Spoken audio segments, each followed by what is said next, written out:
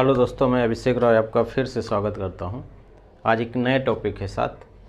कल हम बात किए थे बिहार में खनिज संसाधन कहां पे है। खनिज संसाधन का मतलब ये था कि जो छोटा नागपुर का जो पठार है उसका कुछ भाग बिहार में भी आता है, वो भी ज़्यादा नहीं, 3 से 4%। वहीं पे खनिज संसाधन मिलता है, यानी जो झारखंड से सटा हुआ एरिया है वहीं पे खनिज संसाधन का क्षेत्र माना जाता है ना। सिर्फ हम एक ही चीज़ पढ़े थे जो उत्तरी बिहार में था, वो था सोरा। और सोरा किसी और वजह से, जिसे बारूद बनाने के लिए उसका यूज किया जाता था।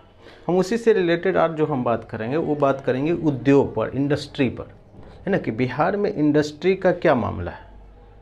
तो जब हम इंडस्ट्री की बात करते हैं तो बिहार में इंडस्ट्री की जो शुरुआत है, जो आइडिया आया उस समय कि बिहार में भी इंडस्ट्री होना चाहिए, तो वो आइडिया है लगभग एक एक्ट बनाया गया था 1974 में, कि एक्ट के तहत बिहार औद्योगिक क्षेत्र विकास प्राधिकरण, यानी बियाडा बोलते हैं, है ना, कि इसके तहत बनाया गया कि बिहार में भी इंडस्ट्री स्थापित किया जाए, है ना। और उसके बाद यहाँ पे इसका 4 गो सेंटर बनाया गया, जहाँ जहाँ ये है, इसी के तहत पटना में, भागलपुर में, दरभंगा और मुजफ्फरपुर में, है ना, कि ताकि ये जो है उस एरिया को कवर कर ले।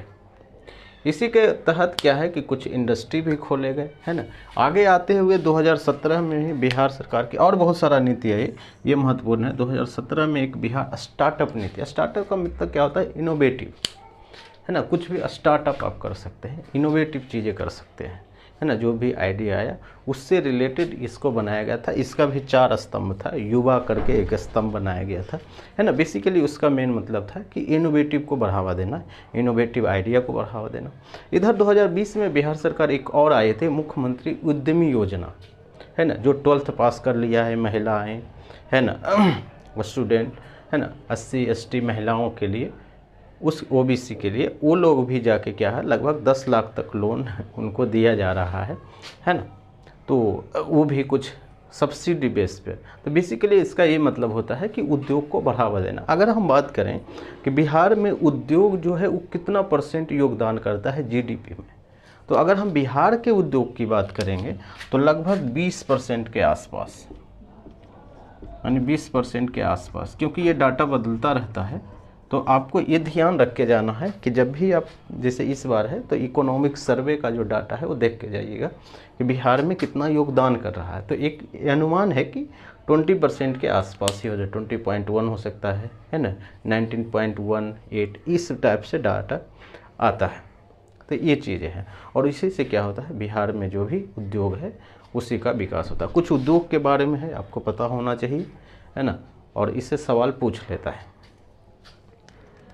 पहला उद्योग है भारत बैगन एंड इंजीनियरिंग कंपनी लिमिटेड, है ना। तो ये भी बात आपको ध्यान होना चाहिए कि जो ये जो भारत बैगन है ये है सेंट्रल का, है ना, ये गवर्नमेंट नहीं है, ये केंद्र सरकार का है। ये कहाँ पे है?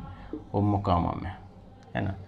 तो ये बात आपको ध्यान होना चाहिए। उसके बाद बाटा का शोरूम भी वहीं पर है, बाटा इंडिया लिमिटेड। ऑब्वियसली बात है, ये भी सेंट्रल का है ना, ये भी आपका है, मोकामा में ही है। आगे है तेल शोधक कारखाना, जो आप बहुत फेमस है, इसके बारे में सबको पता है, तेल शोधक कारखाना कहाँ होता है ना। तो इसका मतलब ये होता है कि बरौनी में है। तेल शोधक का मतलब ये होता है कि जो हम पेट्रोलियम खरीदते हैं बाहर से, उसको हम बोलते हैं कच्चा तेल, है ना। इसके बारे में थोड़ा सा आपको पता होना चाहिए। इसको बोलते हैं कच्चा तेल। और कच्चा तेल को हम क्या करते हैं, ये जो तेल शोधक कारखाना है इसी में हम क्या करते हैं, डालते हैं, और इसमें से क्या होता है, सारा चीज़ निकलता है, जैसे किरोसिन, डीजल, है ना, ये जो मोबिल होता है वो आप देखते हैं, गैस होता है ना। तो ये अलग टाइप से इसी कच्चा तेल से सारा चीज़ निकाला जाता है, और ये कहाँ पे डाल के, तेल शोधक कारखाने में डाल के, जब हम केमिस्ट्री वगैरह पढ़ेंगे तब हम इसके बारे में बात, जो होता है ना फ्रैक्शनल डिस्टिलेशन, है ना, या फ्रैक्शनल हम उसको बोलते हैं। तो ये चीज़ें होता है, उसी से तेल निकलता है, ठीक है। बरौनी अब बरौनी कौन सा डिस्ट्रिक्ट में पड़ता है, तो बेगूसराय में, है ना। बिहार स्टेट स्कूटर्स लिमिटेड, यानी स्कूटर का जो है ना उद्योग है वो कहाँ पे है, फतुहा में। ये आता है पटना में। तीसरा है रेशम उद्योग। रेशम सबसे ज़्यादा अगर कहीं होता है तो वो भागलपुर में होता है ना। और उसी से एक है कि तसर रेशम उद्योग। रेशम आप देखेंगे 3 टाइप का रेशम होता है, एक मलबरी रेशम, एक तसर रेशम और एक ईरी रेशम होता है ना। तो अगर ईरी रेशम अगर पूछे कहीं पर है तो बेगूसराय में सबसे ज़्यादा क्या होता है वो पाया जाता है। खैर ये सब सवाल नहीं आता है, आपको ध्यान भी नहीं रखना है। लेकिन तसर रेशम जो है, जो रेशम का उद्योग है वो बांका में है। और बिहार लोकोमोटिव कारखाना यानी बिहार का जो रेलवे जो इंजन है, अगर बिहार में कहीं बनाया गया है बहुत ज़्यादा, मधेपुरा में लगभग इसका इंजन 12,000 हॉर्स पावर का है ना, 12,000 HP का है। इतना जो है, इतना पावरफुल इंजन यहाँ पे बनाया जाता है। तीसरा है सीमेंट उद्योग, है ना, चूना पत्थर से जो सीमेंट बनाता है। हम कल भी पढ़े थे चूना पत्थर कहाँ मिलता है, रोहतास और कैमूर में। तो इसीलिए डालमिया नगर एक जगह है, इस सवाल भी पूछा गया है, रोहतास में, है ना। सीमेंट उद्योग। जूट उद्योग, जूट में पानी ज़्यादा लगता है, ये बात भी आपको पता है, जैसे हम ये पढ़े थे, है ना। जब हम पूरब से ईस्ट से वेस्ट की तरफ जाते हैं तो क्या होता है, जलवायु में हम पढ़े, बिहार की जलवायु में वो वर्षा की मात्रा कमी होती है। तो इस जो एरिया में वहाँ पे बारिश ज़्यादा होती है। बारिश ज़्यादा होने में किशनगंज है, पूर्णिया है, कटिहार जो एरिया है जो भी सटा हुआ है कहाँ से, बंगाल से, वहाँ पे क्या होगी, बारिश ज़्यादा होगी। और बारिश ज़्यादा होगी तो यहाँ पे जूट वगैरह ज़्यादा होगा, है ना, जूट ज़्यादा होगा। तो जूट का उद्योग जो है वो उसी एरिया में है जहाँ पे है वो है पूर्णिया और कटिहार, है ना। और वहीं पे एक और है, एक और इंडस्ट्री है जिसको हम बोलते हैं दिया सलाई। अगर पूछ दे दिया सलाई कहाँ है तो वो भी कटिहार और पूर्णिया के आसपास है। सूती वस्त्र,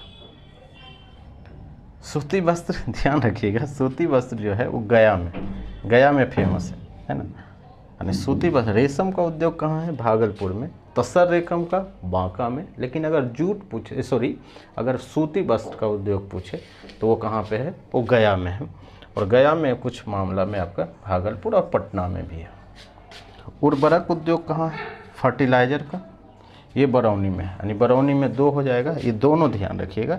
एक उर्वरक का, ये क्योंकि ये नया है थोड़ा, ये उर्वरक का, और एक है तेल शोधक का, वो दोनों कहाँ है, वो बरौनी में है।